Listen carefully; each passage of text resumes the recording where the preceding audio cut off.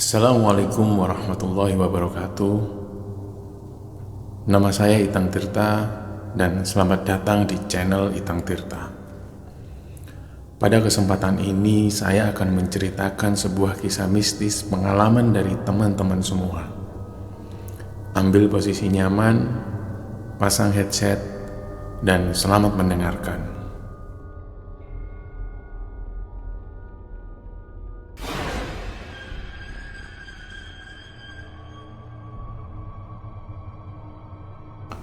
Assalamualaikum warahmatullahi wabarakatuh.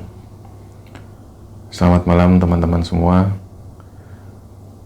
Malam ini saya akan bercerita sebuah cerita kiriman dari teman kita yang bernama Andre.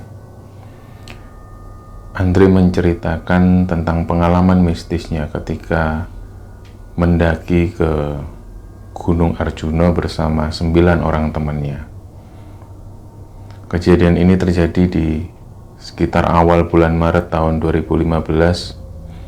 Waktu itu Andre bersama 9 orang temannya, yaitu Rosi, Diki, Raymond, Obi, Rilo, Amang, Yohan, Ayi, dan Tio. Mereka awalnya akan berencana untuk melakukan pendakian di sebuah gunung di Jawa Timur. Nah, kebetulan mereka ini adalah sekumpulan mahasiswa di sebuah fakultas teknik mesin yang ada di Surabaya. Jadi waktu itu mereka ketika berdiskusi ringan, kemudian mereka bersepakat akan melakukan sebuah pendakian ke gunung. Awalnya ketika mereka berdiskusi, ada usulan dari beberapa teman itu untuk mendaki ke Gunung Welirang. Tapi beberapa usulan yang lain itu mereka mengusulkan untuk mendaki ke Gunung Arjuna. Nah, pada sebuah diskusi itu, singkat cerita, akhirnya mereka bersepakat untuk akan melakukan pendakian ke Gunung Welirang.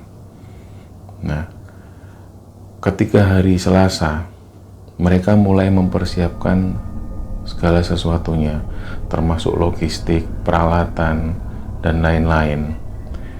Mengingat pada pendakian kali itu ada 2 orang dari kelompok mereka ini yang memang baru pertama kali melakukan pendakian, yaitu Rilo dan Yohan. Nah, karena hal itu juga, karena mereka berdua ini awal melakukan pendakian, jadi semua teman yang lain ini mempersiapkan segala sesuatunya agar kedua orang temannya ini merasa nyaman dengan pendakian pertamanya. Nah, ketika hari Rabu, mereka pun berangkat menuju ke pos perizinan yang ada di Tretes. Jadi mereka berangkat sekitar jam 6 sore dari Surabaya. Mereka mengendarai sepeda motor. Kemudian perjalanan ini mereka lancar dan tidak mengalami suatu apapun. Dan sesampainya di Tretes, di pos perizinan itu sekitar jam 9 malam. Saat itu ketika mereka setelah memarkir sepeda motor, mereka langsung menuju ke pos perizinan untuk melakukan perizinan dan mengisi formulir SIMAKSI. Dan setelah semua proses perizinan itu selesai, mereka memutuskan untuk beristirahat sebentar di sebuah warung kopi yang ada di situ untuk sekedar melepas lelah dan ngobrol-ngobrol sekaligus membicarakan tentang pendakian pada saat itu. Nah, sekitar beberapa jam dari di situ, mereka kemudian memutuskan untuk mulai melakukan pendakian. Pada saat itu sekitar jam 11 malam, mereka baru akan mulai mendaki. Jadi ketika akan memasuki pintu hutan itu, mereka memutuskan untuk sama-sama berdoa dan kemudian barulah mereka berjalan. Dan karena ini adalah pendakian malam, Jadi mereka benar-benar melakukan pendakian ini dengan sangat hati-hati dan saling memperhatikan satu sama lain. Perjalanan yang akan dituju atau tujuan awal adalah ke pos 1, yaitu Pet Bocor. Nah, ketika melalui perjalanan menuju ke pos 1, mereka ini, beberapa dari mereka seperti mencium bau melati yang sangat harum. Dan ternyata nggak hanya beberapa yang mencium bau melati yang sangat harum, ternyata beberapa dari mereka ini juga sama mencium harum bunga melati yang sangat harum. Tapi karena mereka tetap berpikir positif, akhirnya mereka mengabaikan bau harum itu. Jadi selama perjalanan menuju ke pos 1, ada beberapa titik di mana mereka benar-benar mencium bau melati yang sangat harum. Akhirnya sampailah mereka di pos 1 Pet Bocor. Dan ketika sampai di pos 1 Pet Bocor itu, situasi dan kondisinya benar-benar sepi. Tidak ada pendaki sama sekali selain mereka bersepuluh ini. Nah, pada saat itu rombongan ini berhenti untuk sekedar minum dan beristirahat sebentar. Nggak lama setelah itu, mereka memutuskan untuk melakukan perjalanan lagi menuju ke pos 2. Pos 2 ini biasa disebut oleh teman-teman pendaki, biasa disebut dengan nama Kokopan. Nah, berjalanlah mereka menuju ke pos 2 Kokopan dengan perjalanan yang mulai agak menanjak dengan jalur yang bebatuan, dan seluruh trek yang mulai dari pos 1 ke pos 2 ini memang sering kali menanjak dan jarang sekali ada bonus jalan landai.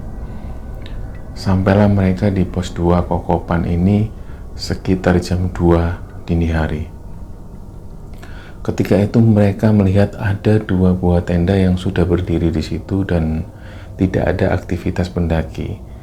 Ya mungkin karena mereka yang ada di dalam tenda ini sudah tidur. Akhirnya rombongan Andri dan teman-teman ini mulai mendirikan tendanya. Ada 2 tenda yang akan dibangun di situ, dan beberapa teman yang lain memutuskan untuk memasak makanan dan membuat kopi untuk sekedar mengisi perut mereka. Dan ketika semua sudah selesai, tenda sudah berdiri, masakan sudah tersedia, mereka duduk-duduk di situ saling ngobrol satu sama lain, saling berdiskusi, dan dari sinilah muncul ide baru atau muncul ada saran baru dari beberapa teman ini. Terutama pada saat itu ada salah satu teman yang bernama Tio. Dia ini bilang, kenapa kita nggak ke Arjuno aja. Nah, si Tio ini punya usul seperti itu, dan beberapa teman lainnya ini akhirnya juga menyetujui. Karena awalnya mereka ini akan mendaki ke Welirang, dan ketika di pos Kokopan ini ada perubahan rencana, maka akhirnya mereka bersepakat. Pada saat itu mereka memutuskan, oke, besok kita lanjutkan perjalanan tapi menuju ke Gunung Arjuno dan bukan lagi ke Welirang. Selain itu, karena mereka mempertimbangkan logistik yang tercukupi dan sudah tersedia, maka mereka berani memutuskan untuk mendaki ke Gunung Arjuno. Setelah itu mulailah mereka beristirahat, dan keesokan harinya ketika mereka terbangun pagi itu, setelah sarapan mereka mulai packing dan memberes-bereskan tenda dan lain-lain untuk persiapan melanjutkan ke pos 3 yang bernama Pondokan, di mana di pos 3 Pondokan ini terdapat seperti gubuk-gubuk yang sengaja dibangun oleh penambang-penambang belerang yang ada di situ. Jadi seperti yang kita tahu bahwa di jalur Tretes ini seringkali masih banyak ditemukan penambang-penambang batu belerang yang seringkali mengambil batu belerang dari Gunung Welirang. Nah, kebanyakan para penambang ini memang menginap atau menjadikan pos pondokan itu sebagai base camp mereka. Akhirnya sekitar jam 12 siang berangkatlah mereka dari pos 2 menuju ke pos 3. Dari sini ada satu keanehan yang rombongan mereka alami, yaitu ketika meninggalkan pos 2, ada satu anjing yang tiba-tiba muncul dari depan dan seolah memimpin rombongan mereka. Nah, dari situ rombongan 10 orang ini sama sekali belum curiga awalnya. Tapi ketika anjing yang ada di depan ini sama sekali tidak pernah meninggalkan rombongan ini, akhirnya timbul tanya, seolah-olah anjing ini seolah-olah menunjukkan jalan pada mereka. Dan ketika rombongan ini berhenti untuk istirahat sekedar minum, anjing ini tiba-tiba seperti menghilang atau seperti berlari menuju ke dalam hutan. Dan ketika rombongan ini berdiri akan melanjutkan perjalanan lagi, tiba-tiba anjing ini muncul lagi di depan dan seolah ingin menunjukkan jalan. Nah, dari situlah mereka ngerasa aneh. Dan keanehan yang kedua yang mereka alami, perjalanan dari pos 2 menuju ke pos 3 itu mereka rasakan sangat jauh sekali. Padahal mereka beristirahat itu sangat minim sekali dan bisa dihitung. Jadi mereka selama perjalanan dari pos 2 menuju ke pos 3 ini jarang sekali beristirahat. Bisa dikatakan 1-3 kali beristirahat. Tapi masih saja belum juga sampai di pos 3. Dan pada saat itu, anjing yang awalnya ada di depan tiba-tiba menghilang, masuk ke semak-semak menuju hutan dan nggak terlihat lagi. Di tengah kesunyian hutan yang ada di situ, tiba-tiba dari arah kejauhan mereka ngelihat seperti seorang penambang yang usianya bisa dibilang sudah tua, terlihat turun dari atas menuju ke bawah. Akhirnya 10 orang ini diam menunggu satu orang ini turun. Dan ketika semakin dekat turun, sangat terlihat ini adalah sosok orang tua atau sosok kakek-kakek dengan seperti dia ini seorang penambang. Jadi dengan busana yang seorang penambang atau penduduk lokal. Ketika semakin dekat, ini kemudian ada yang bertanya pada kakek-kakek ini. Jadi mereka bertanya dengan sopan, Mbah, permisi mau tanya Mbah, apa pos 3 masih jauh ya Mbah? Nah, akhirnya kakek-kakek yang seorang penambang ini, dia hanya menjawab, sudah deket Mas, sambil menunjuk ke arah atas. Tapi yang bikin mereka heran, kakek-kakek ini wajahnya selalu menunduk dan sama sekali gak mau menatap ke arah rombongan Andri dan teman-teman ini. Nah, karena jawabnya singkat, akhirnya teman-teman gak melanjutkan pertanyaannya. Lalu teman-teman ini mengucapkan terima kasih dan kemudian melanjutkan perjalanan. Dan salah satu dari rombongan ini, karena menaruh curiga pada kakek-kakek ini, kemudian ada yang memutuskan untuk menoleh ke arah belakang di mana kakek-kakek ini turun menuju ke bawah. Dan ketika menoleh, belum sampai beberapa langkah, ketika menoleh ternyata kakek-kakek tua ini sudah tidak terlihat dari pandangan mereka dan seperti hilang. Pada saat itulah rombongan ini ngerasa ada yang aneh dengan kakek-kakek ini. Sebenarnya siapa kakek-kakek itu? Nah, akhirnya mereka pun tetap berjalan tanpa membahas kejadian yang baru mereka alami tentang siapa kakek-kakek itu. Dan setelah berjalan, kurang lebih sekitar setengah jam, barulah mereka ketemu di pos 3 Pondokan. Waktu itu sudah sekitar jam 5 sore menjelang maghrib. Dari situ mereka belum juga memutuskan untuk membuka tenda, tapi yang dituju adalah satu warung yang ada di Pondokan, di mana di situ ada seorang bapak-bapak yang pemilik warung. Mereka semua rombongan ini ke sana sekedar memesan teh hangat dan beberapa lainnya juga memesan Indomie karena masih males untuk membongkar tas atau membuka kompor. Jadi mereka langsung memesan makanan yang ada di warung situ. Ketika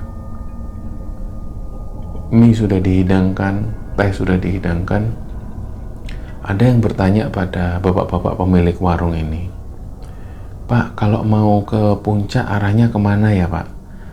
Nah, bapak-bapak warung ini bilang, "Itu Mas, ke kiri, terus ikutin jalan aja, nanti sampean akan ketemu di Lembah Kidang 1, terus kemudian akan ketemu lagi dengan Lembah Kidang 2. Nah, setelah itu ketika sampean ketemu dengan pertigaan jalan, jangan sampai ambil ke arah kiri ya Mas, karena arah kiri itulah yang menewaskan pendaki di Surabaya beberapa waktu lalu." Ketika mendengar penyampaian dari bapak-bapak pemilik warung ini, 10 orang yang ada di situ tiba-tiba diam, karena bapak-bapak pemilik warung ini seolah mengingatkan kembali tentang kejadian yang menewaskan satu orang pendaki dari Surabaya saat itu. Dari situ mereka cuma diam, dan setelah makan mereka akhirnya memutuskan untuk mendirikan tenda. Karena hari sudah mulai gelap, akhirnya mereka mendirikan tenda dan persiapan untuk beristirahat. Nah, ketika malam sekitar jam 10 malam, dari beberapa teman ini sudah ada yang tidur di dalam tenda dan ada beberapa yang lainnya masih duduk-duduk di depan tenda dengan membuat satu perapian kecil gitu. Saat itu yang sedang duduk-duduk dan belum tidur itu ada si Tio, Amang, dan Yohan. Dan ketika mereka nongkrong bertiga di depan tenda sampai sekitar jam 1 dini hari, 3 orang ini tiba-tiba seperti dikagetkan ada sosok bayangan putih yang lewat dan seolah masuk ke dalam tenda. Dan 3 orang ini benar-benar kaget dengan kondisi pada saat itu, karena ketiganya atau 3 orang ini benar-benar melihat persis ada sosok bayangan putih yang lewat di depan mereka dan masuk ke dalam tenda. Nah, 3 orang ini karena khawatir dengan kondisi teman-temannya yang ada di dalam tenda, ini kemudian dengan tergopoh-gopoh seolah membuka tenda dan memastikan teman-temannya aman. Dari situlah ditanyai satu-satu, "Bangun, bangun, bangun. Ada yang nggak beres nggak teman-teman?" Nah, untungnya dari semua yang teman-teman yang tidur di dalam tenda ini tidak mengalami kejadian apapun.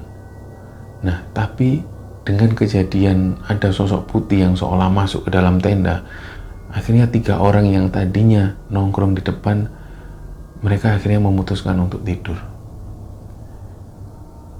Setelah itu sekitar jam 4 subuh mereka mulai bangun, mulai memasak dan mempersiapkan makanan untuk sarapan, karena setelah itu mereka akan memutuskan untuk lanjut menuju ke puncak Arjuno.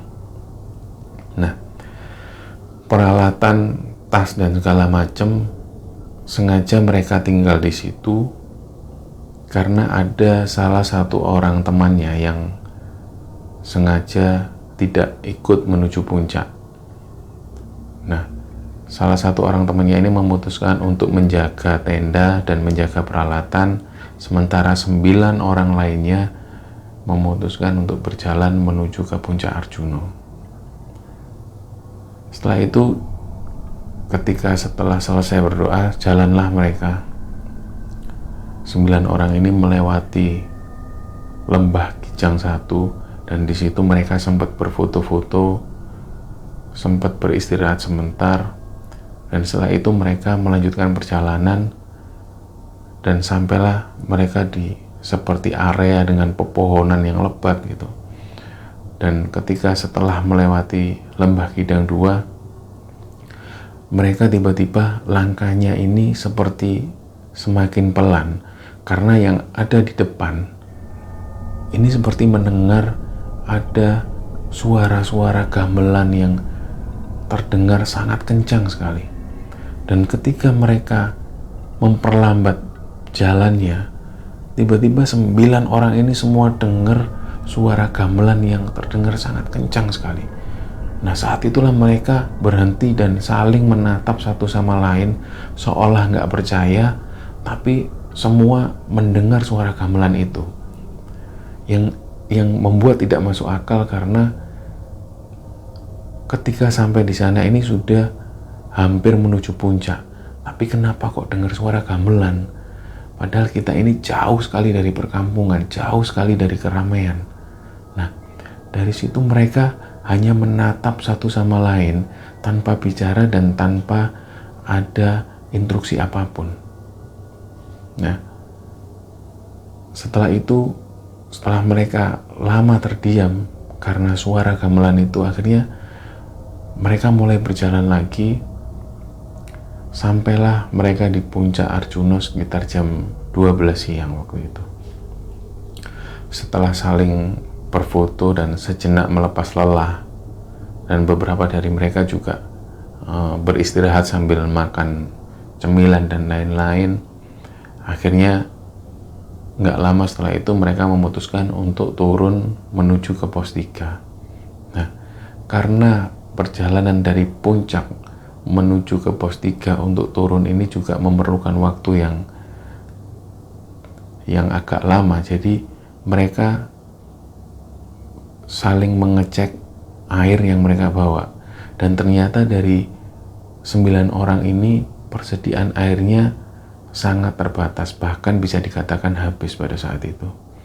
Dan ketika mereka turun, sampailah mereka di sebuah area monumen, di mana di situ ada beberapa monumen pendaki yang pernah meninggal di Arjuna. Di situ salah satu orang menemukan satu botol air mineral yang masih penuh, dan rombongan ini memutuskan untuk mengambil air tersebut. Tapi beberapa dari mereka juga takut untuk minum air itu, karena dia merasa ini kita nemu air, tapi kita nemunya di tempat yang nggak wajar. Karena sebelumnya kita juga melewati area ini, tapi kita sama sekali tidak melihat air ini. Tapi kenapa ketika kita turun, ada satu botol air ini dengan ukuran yang masih penuh dan masih tersegel. Nah, akhirnya salah satu dari mereka menyarankan, udah enggak apa-apa, kita coba berdoa. Kita berdoa, kita niat nggak aneh-aneh, karena kita kehabisan minum, udah bismillah aja. Mudah-mudahan nggak ada terjadi apa-apa ketika kita minum air ini, daripada kita kehausan. Akhirnya mereka pun berani meminum air tersebut. Dan ketika setelah itu mereka memutuskan perjalanan menuju turun ke pos 3. Sampai di pos 3 itu sekitar jam 2 siang, karena mereka berjalan dengan agak cepat waktu itu. Dan sesampainya di pos 3 ini, salah satu temannya yang tadinya nunggu di tenda itu, si Rilo ini sudah menyiapkan makanan untuk mereka. Dan pada saat itu mereka segera makan, itu sekitar jam 4 sore. Nah, sekitar jam setengah 6 sore, akhirnya mereka memutuskan untuk segera turun ke bawah, karena mereka tidak berencana untuk menginap lagi di pos pondokan. Nah, setelah mereka berkemas untuk membereskan barang dan segala macam, mereka pun turun menuju ke pos 2 Kokopan. Nah, pada perjalanan menuju ke pos 2 ini, pada saat itu hari sudah mulai gelap dan mereka memasuki hutan yang sangat lebat menuju ke pos 2 ini, apalagi jalannya menurun dan agak curam pada saat itu. Nah, pada saat berjalan ini tiba-tiba ada salah satu rombongan ini yang tiba-tiba berkata, ini malam Kamis Jumat apa ya? Nah, pada saat ada yang bertanya seperti itu, terus ada yang menjawab, malam Jumat Kliwon. Nah, pada saat ada yang menjawab malam Jumat Kliwon, 9 orang ini atau 10 orang ini diam semua. Dan tiba-tiba dari arah belakang ini seperti terdengar suara lolongan anjing. Wow, dari kejauhan. Nah, pada saat itulah mereka mulai memutuskan untuk mempercepat langkah mereka agar segera sampai ke pos 2. Karena mereka ngerasa udah ada yang aneh dari perjalanan itu. Dan ketika berjalan yang agak cepat itu, salah satu rombongan dari mereka, si Tio, yang awalnya ada di belakang sendiri, ini tiba-tiba mempercepat langkahnya untuk mau menyampaikan sesuatu ke leader yang ada di depan. Dan entah kenapa pada saat itu Tio ini yang jalan agak cepat, dia bilang ke temannya yang ada di depan, yang seorang leadernya itu, dia bilang kalau ayo cepat, lebih baik kita percepat langkah kita karena ada yang ngawasi kita dari belakang. Nah, saat si Tio ini ngomong seperti ini benar-benar ketika mereka menoleh ke arah belakang, ini seolah 10 orang ini melihat ada sosok makhluk ini yang terbang dari arah belakang, terus seolah ada yang melihat mata merah yang seolah mengawasi rombongan mereka di tengah kegelapan hutan itu. Dari situlah mereka mulai mempercepat langkah mereka menuju ke pos 2. Nah, pada saat menuju ke pos 2 ini, mereka juga ngerasa kok lama sekali belum juga sampai pos 2. Pada saat itu, langit mulai mendung dan petir ini mulai menyambar, menandakan sebentar lagi akan turun hujan. Akhirnya mereka semakin mempercepat langkahnya dan sampailah mereka di pos 2 Kokopan itu sekitar jam 11 malam. Dan ketika sampai di pos 2 Kokopan ini, tiba-tiba hujan turun begitu deras sekali. Saking derasnya disertai angin, sampai akhirnya mereka belum sempat untuk mendirikan tenda. Nah, pada saat itu mereka memutuskan untuk berhenti di sebuah warung yang ada di situ. Ada satu warung di pos 2 Kokopan ini yang kebetulan saat itu sedang tutup. Mereka berhenti di situ, mereka berteduh, sedangkan di luar ini hujan deras disertai angin. Jadi pada saat itu mereka cuma diam, hanya memandangi hujan yang deras itu. Akhirnya mereka memutuskan untuk menginap di warung tersebut. Mulailah mereka mempersiapkan sleeping bag dan segala macam untuk bermalam di warung itu. Dan beberapa dari mereka ada yang tidur di musola yang letaknya persis di belakang warung. Nah, pada saat tidur inilah mereka merasa banyak sekali gangguan yang mereka alami. Pada saat di luar hujan yang begitu deras dan belum juga berhenti, ketika mereka di tengah-tengah tidur, ini salah satunya ketika itu Andre mengalami kejadian yang sampai hari ini tidak bisa dilupakan. Pada waktu itu ketika Andre tidur dan membalikkan badannya ke arah dalam warung itu, dia melihat ada sosok nenek tua yang duduk di balik pintu dengan rambut yang terurai acak-acakan sambil menatap ke arah Andre. Pada saat itu dia takut, benar-benar takut, tapi karena nggak bisa lari, karena kondisi masih hujan deras, akhirnya Andre cuma bisa memalingkan wajahnya supaya nggak lagi menghadap nenek-nenek tua ini. Dan ketika Andre memalingkan wajahnya, dia sambil ketakutan. Dia tahu persis ada sosok nenek-nenek tua yang duduk di balik pintu sambil memperhatikan Andre. Di samping pada saat itu kondisi sudah lelah secara fisik, apalagi di luar juga hujan deras. Akhirnya Andre ini hanya bisa memalingkan wajahnya tanpa melihat lagi ke arah di mana nenek-nenek itu duduk. Pada saat itulah Andre ini ngerasa di kakinya ini ada yang mencubit dengan sangat keras. Dan Andre paham bahwa saat itu teman-temannya ini tidurnya tidak saling berdekatan karena mereka tidur di bangku panjang di sebuah warung. Jadi mereka tidak tidur secara berdekatan, tapi saling terpisah satu sama lain, dan beberapa lainnya ada yang tidur di belakang di musola. Pada saat itu Andre ngerasa ada yang mencubit kakinya, dan pada saat itu Andre kaget, dan tiba-tiba Andre itu menuduh salah satu temennya. "Dik, kamu ngapain nyubit aku?" Si Andre bilang seperti itu. Akhirnya Diki yang merasa, "Loh, ngapain aku nyubit kamu? Aku ini capek. Lagian jarakku berjauhan dengan kamu, Andre. Ngapain aku nyubit kamu? Kita ini sama-sama capek." Lah, pada saat itu Andre juga berpikir yang rasional. Iya juga, mana mungkin si Diki bisa nyubit aku dengan jarak yang begitu jauhnya gitu kan. Nah, pada saat itu Andre tetap berpikir positif dan ya sudahlah, kalau memang aku diganggu selama masih wajar udah nggak masalah.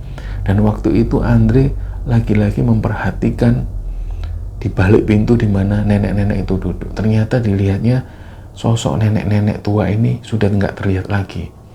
Akhirnya Andre memutuskan untuk tidur kembali. Dan nggak lama setelah itu, di kaki Andre di bagian paha ini seperti ada cakaran yang mencakar kakinya.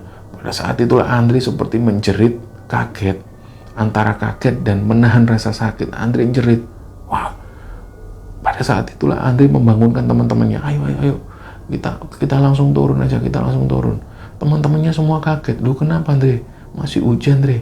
Udah nggak apa-apa, kita turun aja. Nggak beres ini di sini. Ayo cepetan." Jadi Andre tiba-tiba membangunkan teman-temannya untuk segera turun karena Andre merasa ada yang nggak beres dan gangguan-gangguan yang ada di warung itu. Kemudian mereka semua turun dengan kondisi hujan yang masih turun. Mereka berjalan dengan agak cepat, dan karena jalanan licin dan menurun, jadi beberapa kali, seringkali mereka terjatuh di tengah perjalanan itu. Dan sampailah mereka di tengah-tengah perjalanan belum juga tahu atau belum juga paham kenapa Andre mengajak turun dengan kondisi atau situasi yang masih hujan, dan pada waktu itu malam sekali, sekitar jam 1:30, jam 2 dini hari. Dan ketika turun, sesampainya di pos 1 itu mereka agak ngerasa lega. Ketika sampai di pos 1 Ripet Bocor itu, mereka sempat berhenti di warung yang ada di situ.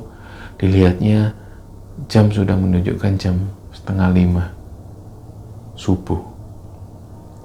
Disitulah mereka mulai agak rileks dan mulai mesen teh hangat dan sambil makan gorengan, sambil melepas lelah. Mereka masih belum membicarakan apa yang baru aja terjadi di Kokoban tadi. Nah, pada saat itu ketika mereka beristirahat, dari kejauhan ini tampak ada satu orang pendaki yang baru saja naik. Dia sendirian, hanya pakai senter, jalan pelan dengan wajah yang menunduk. Kemudian ketika sampai di dekat warung, salah satu rombongan ini bertanya pada satu pendaki ini, "Mas, mau kemana?" "Mau ke atas, Mas." Nah, satu orang pendaki ini menjawab dengan nada yang sangat datar, "Mau ke atas, Mas." "Loh, di sini dulu, Mas, istirahat, Mas. Di atas jalannya masih licin, baru aja hujan deras di atas." "Oh iya, Mas, saya mau nyari adik saya soalnya." "Loh, adiknya memang di mana?" Lah, satu orang pendaki misterius ini jawab, adik saya dibawa lari sama sosok gaib yang ada di Gunung Arjuna. Pada saat itu 10 orang ini yang menyaksikan jawaban dari satu orang pendaki ini tiba-tiba seperti bengong, nggak percaya. Ada yang juga mikir dengan jawaban dari pendaki ini.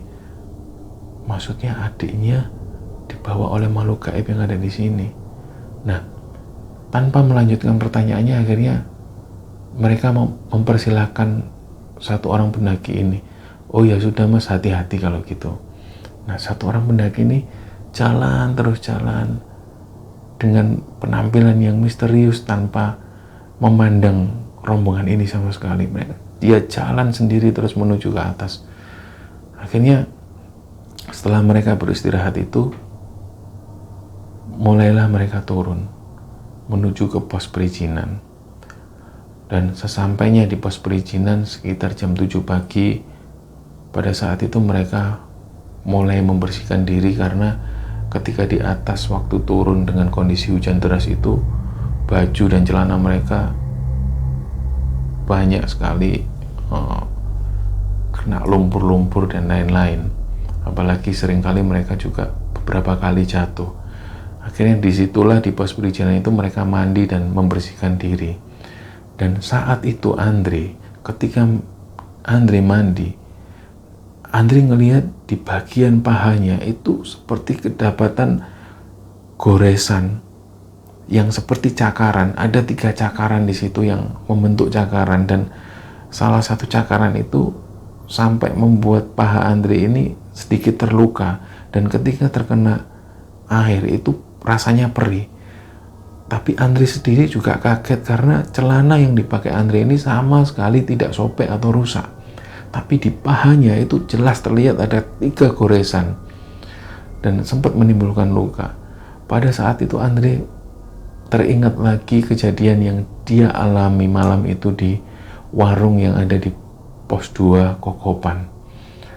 Nah, singkat cerita, ketika mereka pulang ke Surabaya, akhirnya mereka mulai bercerita kejadian yang sempat mereka alami, terutama ketika mereka pada saat mereka turun dan bermalam di warung yang ada di pos Kokopan itu, dimana pada saat itu hujan deras.